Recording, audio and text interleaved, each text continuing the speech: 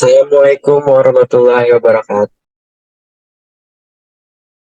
Jadi hari ini kelompok kami akan menjelaskan tentang automatic melanoma detection and segmentation in dermoscopy image using deep retina net and conditional random fields. Jadi kelompok kami ada saya sendiri, Farel Gibran Kevi. Saya Muhammad Alwan Syahan. Dan saya Sarul Akbar Mendani.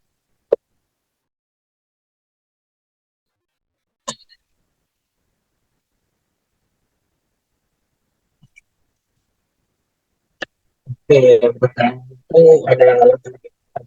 Jadi kenapa sih latar belakang jurnal ini dibuat? Jadi itu tuh tentang segmentasi melanoma menggunakan pembelajaran mendalam. Penelitian ini didasarkan pada fakta bahwa segmentasi lesi kulit merupakan langkah awal dalam skema Computer Aided Diagnosis atau CAD untuk melanoma. Namun, tugas ini menjadi lebih menantang karena variasi bentuk dan ukuran lesi kulit. Selain itu, penilaian klinis subjektif terhadap hasil segmentasi lesi kulit yang diberikan oleh teknik segmentasi pembelajaran mendalam saat ini tidak memberikan hasil yang diperlukan sesuai kesepakatan antar pengamat dari ahli dermatologi. Oleh karena itu, penelitian ini bertujuan untuk mengusulkan pendekatan baru berbasis pembelajaran mendalam dan sepenuhnya otomatis untuk segmentasi lesi kulit, termasuk pendekatan pra dan pasca pemrosesan yang canggih. Selanjutnya akan dilanjutkan oleh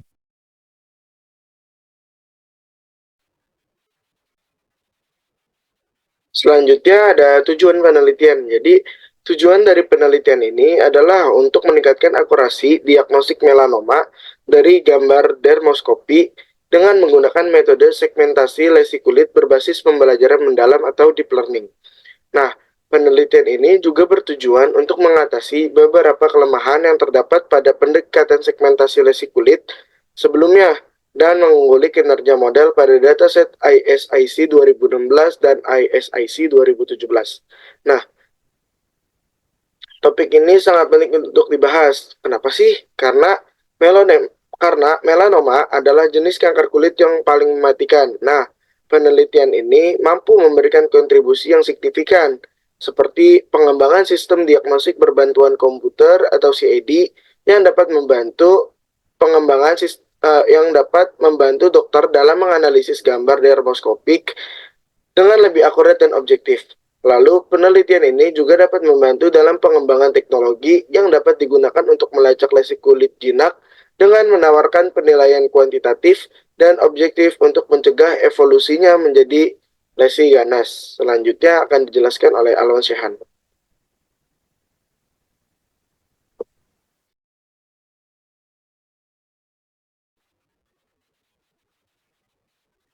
Oke, selanjutnya itu ada metodologi. Jadi metodologi yang kami gunakan itu terdapat 6 metodologi.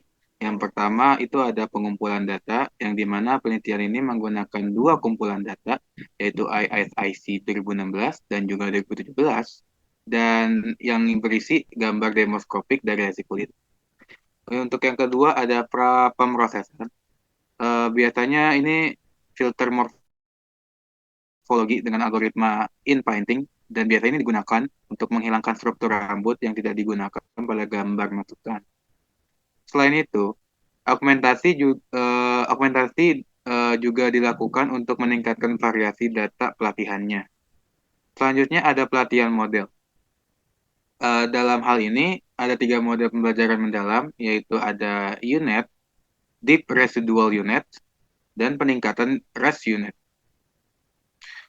Ini dilatih pada kumpulan data gabungan ISIC 2016 dan juga ISIC 2017. Ada selanjutnya itu ada evaluasi model. Pada evaluasi model ini, model yang dilatih diuji pada gambar uji yang sesuai dari kedua kumpulan data. Nah, evaluasi itu dilakukan dengan menggunakan indeks JAXAR atau JIC dan metrik evaluasi lainnya. Yang kelima itu ada pemrosesan pasca yang dimana digunakan pada tahap post processing untuk meningkatkan akurasi segmentasi, di mana kita menggunakan TPA dan CRV sebagai pemrosesan pascanya. Yang keenam atau yang terakhir ada analisis kualitatif dan juga kuantitatif. Hasil segmentasi nanti akan dievaluasi secara kualitatif dan kuantitatif Dan biasanya ini digunakan untuk mengevaluasi keefektifan metodologi yang akan diusulkan nantinya. Selanjutnya saya akan kembalikan ke Farel Gibran Kevi. Dipersilakan.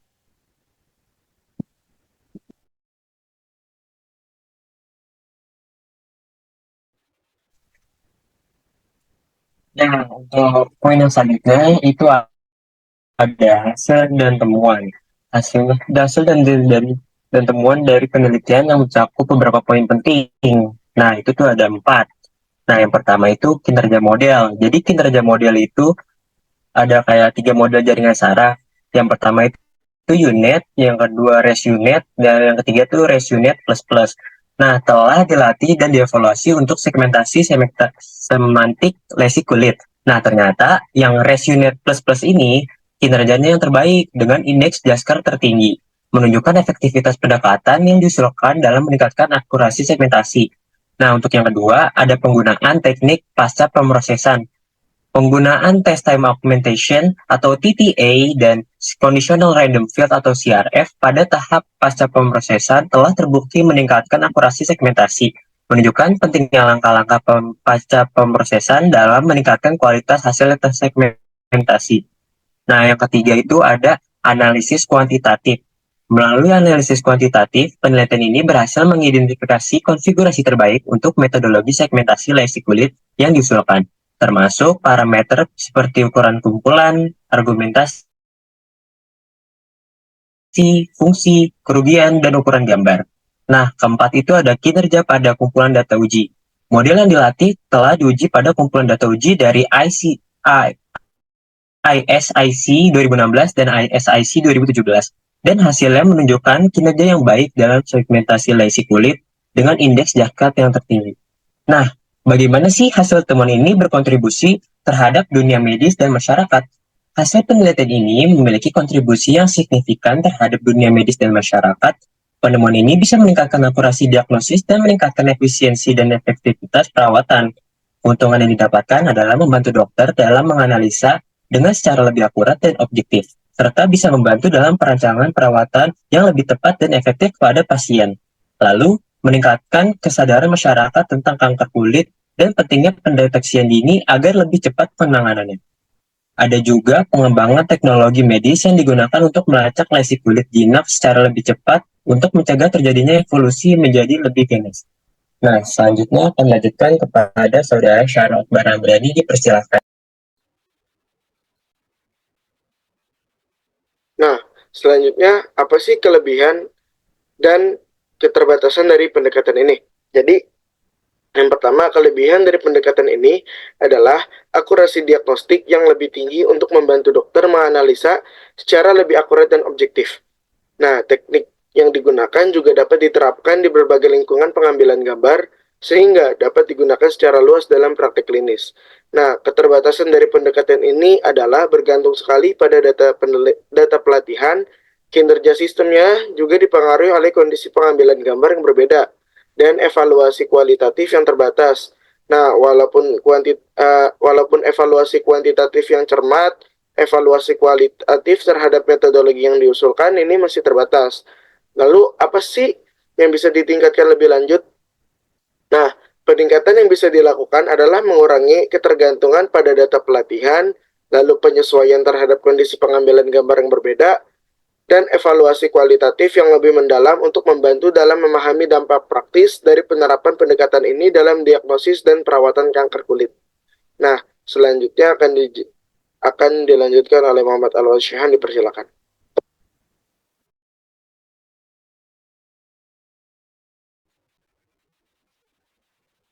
Baik, selanjutnya yaitu poin peran matematika dalam AI medis. Sebelumnya kita harus tahu dulu nih apa itu AI dan juga definisi-definisi yang terkait dengan AI. Betul, AI sendiri merupakan artificial intelligence yang dimana dia itu kecerdasan buatan yang merujuk pada kemampuan mesin atau komputer yang biasanya itu untuk meniru kecerdasan manusia. Tujuannya apa, Wan? Tujuannya itu adalah untuk mengembangkan sistem yang dapat melakukan tugas-tugas yang biasanya memerlukan kecerdasan manusia. Eh, Salah satu contohnya itu mungkin pemahaman bahasa alami atau mungkin pengambilan keputusan. ada lain-lain, ada pun yang lain-lainnya. Nah, AI sendiri dia tuh dibuat tidak secara instan, tapi dia bertahap juga. Layaknya manusia pasti kan juga perlu untuk belajar-belajar terus ya. AI pun juga seperti itu demikian. Dia memiliki cara belajar yang unik. Dalam hal ini AI memiliki cara belajar yang dimana dia itu belajar sesuai dengan pengalaman, ada yang dimana sesuai dengan label atau tanpa label. Nah, jadi itu ada tiga belajar AI. Yang pertama ada supervised learning, yaitu menggunakan label. Jadi AI ini akan menggunakan dataset yang sudah berisi contoh-contoh dengan label yang benar.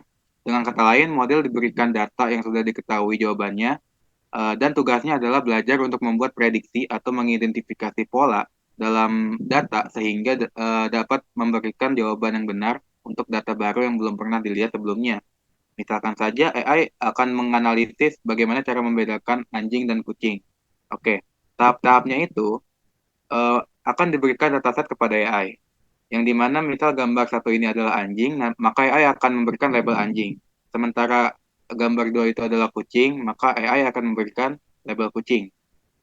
Nah, setelah itu, hal itu akan berulang terus-menerus. Jadi AI akan menerima dataset ini selama tahap pelatihan, dan dia akan mengenali nih fitur-fitur yang membedakan antara anjing dan kucing. Misalkan dari bentuk telinga, bentuk ekor, atau warna bulu. Nah, setelah itu, AI akan menganalisis nih fitur-fitur gambar tersebut dan juga akan membuat kesimpulan atau juga membuat prediksi kayak ini adalah gambar anjing atau ini adalah gambar kucing. Nah, sampai kapan hal ini dilakukan? Hal ini dapat diukur berdasarkan sejauh mana prediksinya mendekati label yang sebenarnya. Tujuannya agar model dapat membuat prediksi yang akurat untuk data baru yang belum pernah dilihat sebelumnya. Nah, itu dia untuk supervised learning. Selanjutnya adalah unsupervised learning, yaitu kebalikannya, yang dimana supervised learning itu menggunakan label, sementara unsupervised learning ini tidak menggunakan label, namun dia menggunakan pengelompokan. Dan biasanya unsupervised learning ini digunakan oleh banyak-banyak transaksi pembelian yang biasanya ada di sebuah toko. Jadi dia contohnya aja nih kita misalkan saja dia mengelompokkan transaksi-transaksi yang dimana dia itu harus menemukan kelompok mana nih yang cenderung membeli barang apa gitu. Kita misalkan saja untuk transaksi satu dia mengelompokkan banyak orang membeli pakaian, sepatu, aksesoris. Dan pengelompokan yang kedua, transaksi yang kedua itu dia membeli elektronik, pakaian. Dan mungkin yang ketiga itu transaksinya dia membeli aksesoris atau sepatu. Dan seterusnya seperti itu. Jadi maka dari itu pada unsupervised learning ini dia itu mengelompokkan semua transaksi menjadi satu dan setelah itu dia menganalisis pola-pola dalam data tanpa menggunakan label. Setelah itu dia akan menunjukkan beberapa pelanggan cenderung membeli barang-barang tertentu secara bersama-sama. Nah, dengan menggunakan pola tersebut, toko dapat membuat strategi nih pemasaran lebih terfokus, misalnya menawarkan diskon untuk pembelian tambahan dan kategori yang sama. Nah, selanjutnya ada yang ketiga, reinforcement learning, yang dimana AI ini akan belajar melalui pengalaman. Mengapa demikian? Karena model akan diberikan umpan balik nih. Umpan baliknya berupa reward atau tidak hukuman. Jadi misalkan saja nih kita lagi main game yang bernama Flappy Bird. Nah, di situ kan kita ada dua ya, ada agen dan juga lingkungan. Agen sendiri merupakan pilotnya atau program yang bertanggung jawab untuk mengambil keputusan. Yang kedua lingkungan itu dia itu dunia atau situasi yang dimana agen berinteraksi. Nah, tindakan yang dilakukan agen ini dalam mempermainkan Flappy Bird pasti kan hanya dua ya, yaitu melompat atau tidak melompat. Dan sementara dia mendapatkan reward jika dia berhasil melewati rintangan, jika dia mendapatkan hukuman, dia dia menabrak rintangan tersebut. Nah, pembelajarannya itu apa, Wan? Pembelajarannya itu agen setiap kali agen mengambil tindakan, maka dari itu dia akan terus belajar nih bagaimana cara memutuskan tindakan berikutnya berdasarkan pengalaman sebelumnya dan upaya untuk memaksimalkan total reward. Nah, itu dinamakan eksplorasi dan juga eksploitasi. Tujuannya apa? Tujuannya itu belajar strategi terbaik untuk memaksimalkan total reward dalam permainan. Oke. Dalam hal ini, mungkin kita juga bisa mengetahui ya, di balik semua pembelajaran AI ini, eh, terdapat peran matematika di dalamnya kan. Dan apa korelasinya sama penelitian kita? Apakah dalam kasus penelitian kita ini memakai bantuan AI yang dimana memanfaatkan prinsip-prinsip matematika untuk mendapatkan hasilnya? Jawabannya iya. Karena penelitian kita ini, melanoma segmentasi ini, dia memanfaatkan prinsip-prinsip matematika dalam mendapatkan hasilnya dan melalui penggunaan deep learning models, eh, test time augmentation atau TTA, dan conditional random field atau CRF.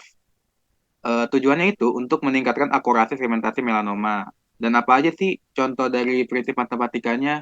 Nah, di sini ada yang pertama adalah pemecahan masalah, yaitu peneliti menggunakan solusi untuk mengisolasi area melanoma dalam citra dengan menerapkan model deep learning yang cocok untuk pemecahan masalah ini. Yang kedua ada hukum distribusi. Nah, biasanya ini digunakan untuk menggambarkan sebaran probabilitas nilai piksel melanomanya. Nah, yang ketiga ada aturan bilangan, itu digunakan dalam penelitian ini untuk menggambarkan hubungan antara piksel melanoma dan fitur lainnya, dengan tujuan menyederhanakan rumus dan mengidentifikasi pola pada dalam data. Yang keempat ada konsep matematika, seperti segitiga, persegi panjang, dan lainnya. Itu digunakan dalam penelitian ini untuk mengidentifikasi fitur dan pola dalam data citra. Selanjutnya saya serahkan kepada Farel Gibran Kevi, dipersilakan.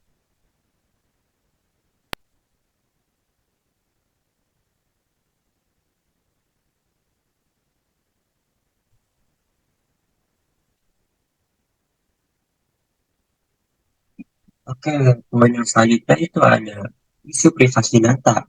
Nah, pada poin ini timbullah pertanyaan dalam konteks penggunaan AI dalam dunia media, apa aja sih tantangan privasi yang mungkin muncul? Nah, itu nanti bakal ada tiga. Nah, yang pertama itu penggunaan data sensitif, yang kedua perlindungan data, terus yang ketiga itu ada transparansi dan keterampilan. Nah, mulai dari yang pertama dulu, penggunaan data sensitif. Dalam beberapa kasus AI memerlukan data sensitif untuk melakukan analisis dan membuat prediksi. Hal ini menyoroti pentingnya memastikan bahwa data sensitif diperlukan hanya dikonsumsi oleh para pengguna yang sah dan dengan tujuan yang sesuai. Nah, lalu yang kedua itu ada perusahaan pelindungan data, yaitu perusahaan harus menjaga pelindungan data dari pelanggan, akses yang tidak sah, dan serangan dari pihak yang tidak berwenang. Hal ini mencakup ketertiban sistem, kebijakan privasi, dan juga prosedur penggunaan data. Nah, yang ketiga itu tadi transparansi dan keterampilan. Perusahaan harus menjalankan kebijakan privasi data yang mereka gunakan dan mengidentifikasi bagaimana mereka melindungi privasi data pelanggan. Selain itu, perusahaan harus memastikan bahwa mereka memiliki keterampilan dan kapasitas untuk melindungi privasi data pelanggan. Nah, lalu apa kaitannya dengan penelitian melanoma segmentation using deep learning with test time augmentation and conditional random fields? Karena penelitian tersebut penting dalam konteks penggunaan AI dalam dunia medis, khususnya dalam bidang deteksi dan segmentasi melanoma. Penggunaan metode deep learning dan CRF membantu dalam segmentasi otomatis lesi kulit yang merupakan langkah penting dalam skema diagnosis berbantu komputer atau CAD untuk melanoma. Hasil-hasil ini dapat berkontribusi pada pengembangan sistem deteksi diri melanoma yang lebih akurat dan juga otomatis. Lalu, dengan demikian, penelitian ini menunjukkan bagaimana penggunaan AI, khususnya deep learning dan CRF, dapat diterapkan dalam konteks deteksi dan segmentasi melanoma, yang memiliki dampak besar dalam diagnosis dan perawatan penyakit kulit. Lalu, apa saja sih tantangan privasi data yang mungkin muncul saat penelitian tersebut dijalankan? Nah, itu tuh bakal ada dua. Yang pertama itu akses dan penggunaan data pribadi. Penggunaan deep learning dalam penelitian ini mungkin memerlukan akses terhadap data pribadi pasien, yang menimbulkan tantangan terkait privasi dan keamanan data pribadi. Nah, untuk yang kedua itu ada ketidaktransparanan algoritma dan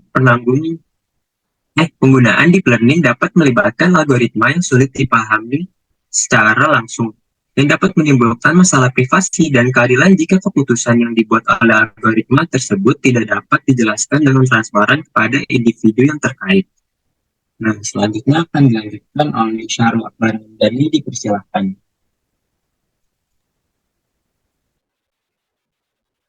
Selanjutnya, ada bahaya dari cyber attack. Nah, serangan cyber attack ini merupakan ancaman serius yang dapat menimbulkan berbagai bahaya dan dampak negatif, seperti pencurian data, kerugian keuangan, gangguan operasional, penghancuran data, ancaman terhadap infrastruktur kritis, kerusakan reputasi dan penyebaran malware, pelanggaran privasi, dan ketergantungan teknologi.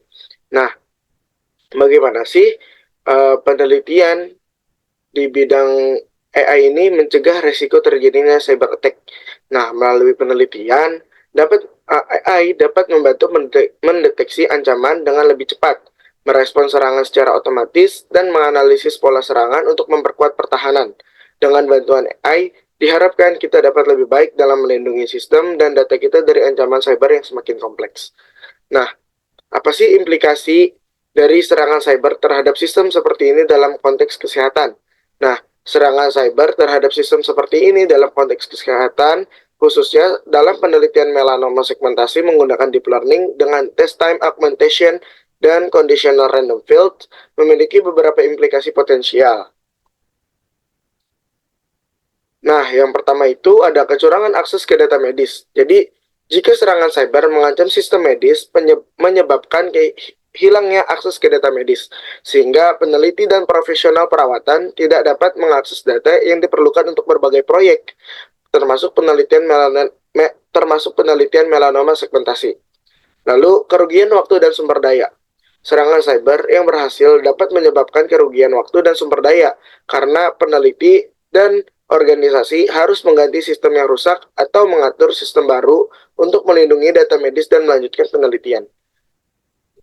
Yang ketiga, ketidakpastian dan ketidakadilan. Nah, jika serangan cyber menyebabkan hilangnya data medis, pasien yang bergantung pada perawatan medis dapat merasa ketidakpastian dan ketidakadilan karena mereka tidak dapat mendapatkan perawatan yang sesuai atau pengujian yang diperlukan.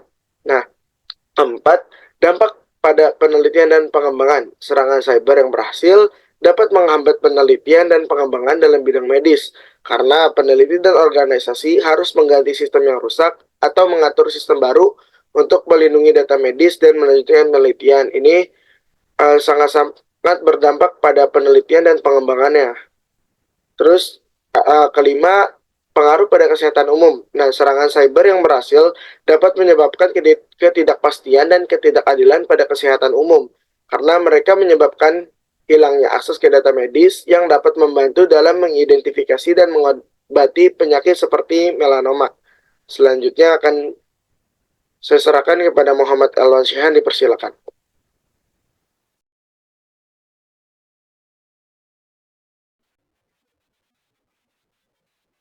Baik, selanjutnya pada poin ini relevansi dengan jurnal Legal and Human Rights Issues of AI. Nah, pada poin ini muncullah pertanyaan, apakah penelitian ini berkaitan dengan isu global tentang etika AI dan perlindungan data?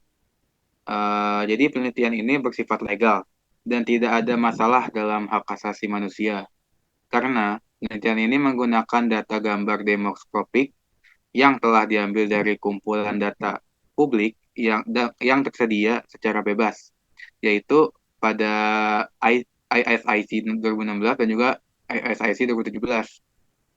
Sebelum melakukan penelitian ini, juga harus dipastikan pula telah mendapatkan persetujuan dari pihak yang berwenang.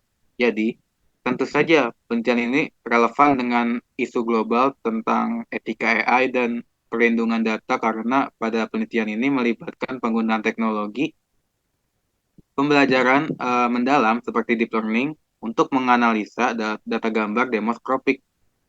Dalam penggunaan teknologi AI, terdapat resiko terhadap privasi dan keamanan data, sehingga perlu dilakukan upaya untuk melindungi data pribadi dan memastikan bahwa penggunaan teknologi AI dilakukan secara etis.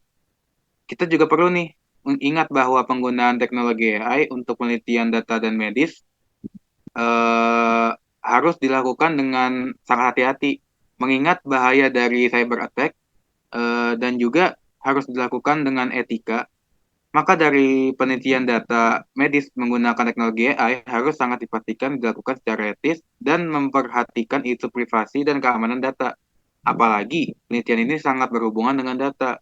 Dan juga kita harus dipastikan pula sudah mendapatkan persetujuan dari pihak yang berwenang. Oke, mungkin cukup sekian presentasi dari kami tentang segmentasi melanoma.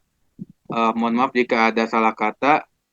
Kami pamit undur diri. Wassalamualaikum warahmatullahi wabarakatuh.